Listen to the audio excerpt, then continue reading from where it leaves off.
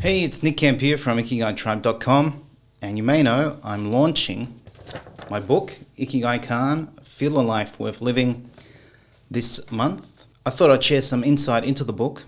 So the first chapter is titled Ikigai, a Misunderstood Word. So I'll read from the chapter.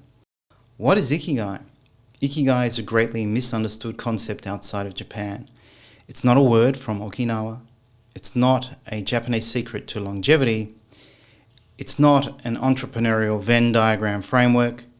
It's not the pursuit of a single life purpose. And it's not something all Japanese have. So most of the knowledge out there on blogs and social media are Western misconceptions.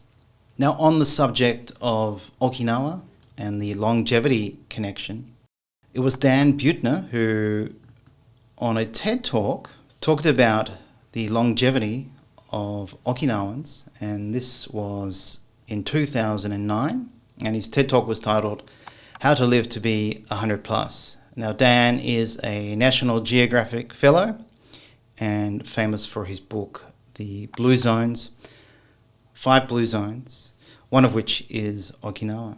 And Dan said, and I quote, "In the Okinawan language, there is not even a word for retirement. Instead, there is one word that imbues your entire life, and that word is Ikigai, and roughly translated means the reason for which you get up in the morning."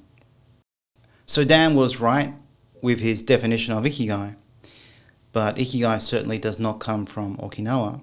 Now, the indigenous language of Okinawa, Uchinaguchi, I believe does not have a word for retirement, but retirement is something Japanese certainly do in Japan.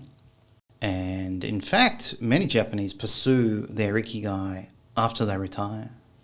Now, what is tragic and quite shocking is that Okinawa is now no longer a blue zone.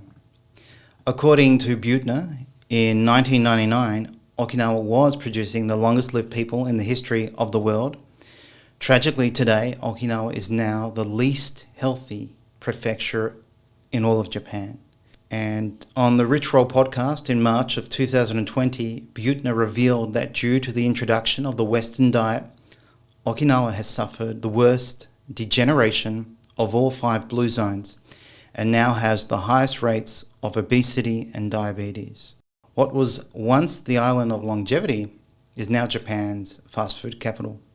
So yeah, this is a tragedy, and it highlights, I think, how we don't fully understand Ikigai, and we have these misconceptions or romantic notions about what Ikigai is. So if you'd like to understand Ikigai in the context of Japanese culture, and you'd like the insights of Japanese researchers and authors, check out my book when it comes out, and for notifications, please go to Ikigai-kan.com.